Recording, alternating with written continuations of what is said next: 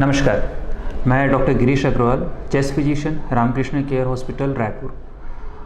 दोस्तों, पिछले बार मैंने एक वीडियो बनाया था कोविड के ऊपर, जब लास्ट टाइम हमने कोविड का एक पीक देखा था। इस बार फिर से कोविड का पीक आया है और ये वायरस पिछले वायरस से अलग है। इस वायरस में जो चेंजेस हैं वो ये हैं कि इसमें मरीज़ को बहुत तेज़ बुखार, जो कि 8 से 10 दिन, 11 दिन, 12 दिन तक भी रह सकता है, जिसमें पूरा शरीर टूट जाता है, पसीने आते हैं, 102, 103 डिग्री का फीवर। ये एक नया प्रेजेंटेशन इस वायरस के साथ है। इस वायरस के साथ में डायरिया भी एक कॉमन प्रेजेंटेशन के साथ आ रहा है। लोगों में सर में दर्द होना या आँखों में दर्द होना, ये कुछ नए प्रेजेंटेशन है इस नए स्ट्रेन ऑफ कोविड वायरस में। साथ ही साथ दोस्तों, पिछले वायरस में अपन जानते थे कि बच्चों को इफ़ेक्ट नहीं करता था, लेकिन ये वायरस बच्चों को भी इफ़ेक्ट कर रहा है। और ख़तरनाक बात ये है कि बच्चों से बड़ों में भी ये इन्फेक्शन फैल रहा है, बड़ों से बच्चों में, बच्चों से बड़ों में। तो ये कुछ नए स्ट्रेन वायरस की अलग से प्रेजेंटेशन है एज़ कम्पेयर टू पुराना स्ट्रेन ऑफ वायरस के लिए। एक जो कॉमन प्रॉब्लम मैं लोगों में देख रहा हूँ वो ये है कि अगर आज मेरे को किसी कोविड पॉजिटिव पेशेंट के साथ एक्सपोजर हुआ है तो मैं तुरंत अपना RT-PCR कराता हूँ और मैं ये साफ़ हो जाता हूँ कि भाई मैं नेगेटिव हूँ। तो दोस्तों, ऐसा ना करें। उसका कारण है कि आप जब कभी किसी मरीज़ के साथ संपर्क में आते हैं जिसका कोविड पॉजिटिव है, तो आपके शरीर में इन्फेक्शन आने में या रिपोर्ट को पॉजिटिव आने में कम से कम 5 से 7 दिन लगता है। वायरस का इंक्यूबेशन पीरियड, जिस दौरान वो आपके शरीर में पनपता है और आपको सिम्टम पैदा करे, वो 5 से 7 दिन का है। तो अगर आपने पहले दिन ही टेस्ट करा लिया तो जाहिर की बात है कि वो नेगेटिव ही आएगा। आप नेगेटिव रिपोर्ट के साथ आश्वस्त मत होइए कि ये मेरा नेगेटिव है इसलिए मुझे कुछ भी नहीं होगा। उसके बाद क्या होता है, आपने रिपोर्ट करा ली नेगेटिव, तीसरे दिन चौथे दिन आपको फीवर आया तो सबसे पहले आप पहुंचते हैं CT स्कैन कराने। और CT स्कैन इतना जल्दी कराएंगे तो उसमें भी कुछ नहीं आएगा, CT स्कैन नॉर्मल, और वहाँ पे आप सब कंफ्यूज हो जाते हैं, भ्रमित हो जाते हैं। तो अगर आप किसी पेशेंट से एक्सपोज्ड हुए हैं जो कि कोविड पॉजिटिव है तो इंतज़ार करें। आपका जब तक सिम्टम डेवलप नहीं होता आपको कोविड टेस्ट नहीं कराना है। अब अगर आप एक्सपोज्ड हो गए हैं तो एक कॉमन क्वेश्चन जो आता है कि भाई मेरे को एक्सपोजर हो गया, मैं क्या दवा खाऊं? तो दोस्तों, कोई भी दवा प्रूवन नहीं है प्रोफाइलेक्सिस के तौर पे, चाहे वो डॉक्सीसाइक्लिन हो, चाहे वो आइवरमेक्टिन हो, चाहे वो हाइड्रोक्सीक्लोरोक्विन हो, चाहे वो एजिथ्रोमाइसिन हो, इवन चाहे वो फेविपिराविर जो कि फेविप्लू के नाम से जानी जाती है, कोई भी दवा प्रोफाइलेक्सिस में काम नहीं करती है। एक बार जब आपको सिम्टम्स आ गया, कोविड RT-PCR आपकी रिपोर्ट पॉजिटिव आ गई, उसके बाद इमीडिएटली मरीज़ ये करते हैं कि अपने सारे ब्लड टेस्ट कराते हैं और CT स्कैन कराते हैं। दोस्तों, मैंने पिछले वीडियो में भी आपसे ये कहा था कि हमें इन चीज़ों की ज़रूरत नहीं है। ये सिंपली आपके पैनिक लेवल का नतीजा है कि आप इतने सारे टेस्ट कराते हैं और अपने पैसे वेस्ट करते हैं। इस वायरस में जैसे कि मैंने बताया है कि फ़ीवर 10 से 12 दिन तक रहता है और काफ़ी हाई ग्रेड फीवर रहता है। तो हो क्या रहा है, जिन मरीज़ों को वायरस इन्फेक्शन हो रहा है वो फीवर नहीं टूटता बोलने से 5वें दिन, 6वें दिन, 7वें दिन या तो आके भर्ती हो जा रहे हैं या अपना CT स्कैन करा रहे हैं। मैं एक बात ये बोलना चाहूँगा कि अगर मरीज़ को परेशानी चल रही है, 6 दिन, 7 दिन, 8 दिन हो गए हैं, अगर उस समय मरीज़ CT स्कैन करा रहा है तो नॉर्मल CT स्कैन सरप्राइज़ होगा। मैं नहीं उम्मीद करता कि 7वें दिन, 8वें दिन किसी पेशेंट का CT स्कैन नॉर्मल आएगा, उसमें निमोनिया ज़रूर आएगा। लेकिन निमोनिया अगर आपका पहला CT स्कैन में स्कोर आपका 5 था, बाद के CT स्कैन में बढ़ के वो 10, 12 या 15 हुआ है, तो वो आपका भर्ती का क्राइटेरिया नहीं है। कोविड इन्फेक्शन में भर्ती तभी होना है जब आपका ऑक्सीजन का लेवल 90 के नीचे जाए। और कुछ एक ग्रुप ऑफ पेशेंट्स हैं जो high risk group of patient है, जैसे कि प्रेगनेंसी है, बच्चे हैं, या जिसको ट्रांसप्लांट हुआ है, या जो लंबी समय से लंबी बीमारियों से जूझ रहे हैं, या जिनकी उम्र 60 के ऊपर है।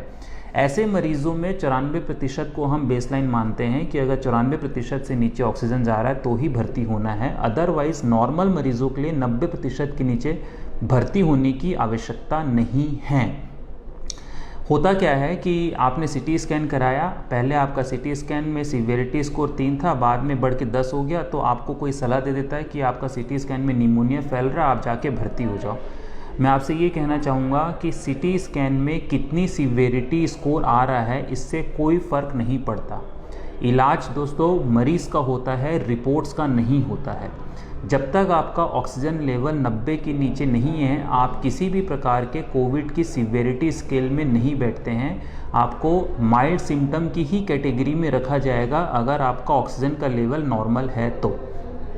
अब जब मरीज़ भर्ती हो रहा है तो वो ये सोच के भर्ती होते हैं कि मैं जाऊंगा, मुझे रेमडेसिविर का इंजेक्शन लगेगा और मैं ठीक हो जाऊंगा। ये बिल्कुल भी सही बात नहीं है। सोचो, अगर ये बात सही होती तो जिस भी मरीज़ को कोविड का इन्फेक्शन हो रहा है उसे पूरा विश्व पहले दिन भर्ती करता, 5 दिन तक रेमडेसिविर का इंजेक्शन लगाता और उसे भेज देता कि आप जाओ, अब आपको कोविड से कोई खतरा नहीं है। लेकिन ऐसा सीन नहीं है। रेमडेसिविर का इंजेक्शन लगने के बावजूद मरीज़ की कंडीशन ख़राब होती है, क्योंकि एकमात्र दवा रेमडेसिविर ही है जो कोविड के अगेंस्ट जिसका एक्शन, रोल या इफ़ेक्टिवनेस देखा गया है, लेकिन उतनी इफ़ेक्टिव नहीं है कि ये बीमारी को बढ़ने से रोक सके।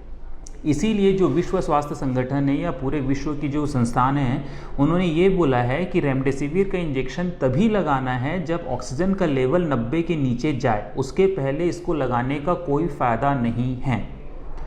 दूसरा एक बात मैं आपसे बोलना चाहूँगा, स्टेरॉयड। बहुत सारे ऐसे पेशेंट्स आ रहे हैं जिनको सिम्टम को 3 दिन 4 दिन हुए हों और वो डेक्सोना, ओमनाकोटिल, वाइसोलोन, जिस भी नाम का स्टेरॉयड, डेफकॉट, जिस भी नाम का स्टेरॉयड मार्केट में है, उनको किसी ने बोल दिया है या वो व्हाट्सएप से अपना प्रिस्क्रिप्शन लेके खुद खा रहे हैं। सिम्टम्स जिस दिन से आना शुरू हुआ उस दिन से आप 1 हफ्ता काउंट कीजिए। उस पहले हफ्ते में आपको स्टेरॉयड नहीं खाना है। अगर आप उस पहले हफ्ते में स्टेरॉयड खाते हैं तो वो आपके शरीर में वायरस के लिए एक फर्टाइल ग्राउंड बनाता है और वायरस और जल्दी तेज़ी से उसमें पैदा होने लगता है। तो शुरुआती 1 हफ्ते में स्टेरॉयड का कोई रोल नहीं है। प्लीज़ स्टेरॉयड मत खाइए। ऐसे मरीज़ जो कि घर पे हैं, जिनका इलाज घर पे चल रहा है, उनको किसी भी प्रकार के ब्लड थिनर या खून को पतला करने की दवाओं की ज़रूरत नहीं है। लेकिन हाँ, जो भी मरीज़ पहले से स्टेरॉयड खा रहे हैं या जो भी मरीज़ पहले से खून पतला करने की दवा ले रहे हैं, वो उन्हें लगातार जारी रखेंगे, वो बंद नहीं करेंगे। जैसा कि मैंने आपसे बताया कि प्रोफाइलेक्सिस, एक्सपोजर, किसी पेशेंट के संक्रमित मरीज़ के आप कांटेक्ट में आ गए तो आपको किसी भी प्रोफाइलेक्सिस की ज़रूरत नहीं है। वैसे ही शुरुआत के 1 हफ्ते में आपको कोविड के लिए किसी भी दवा की ज़रूरत नहीं है। इंटरनेशनल गाइडलाइन साफ साफ कहती है कि चाहे वो डॉक्सीसाइक्लिन हो, चाहे वो आइवरमेक्टिन हो, चाहे वो हाइड्रोक्सीक्लोरोक्विन हो, चाहे वो एजिथ्रोमाइसिन हो, चाहे वो फेविपिराविर जो कि फेविफ्लू के नाम से मिलती है, इन सब दवाइयों का इसके इलाज में कोई भी रोल नहीं है।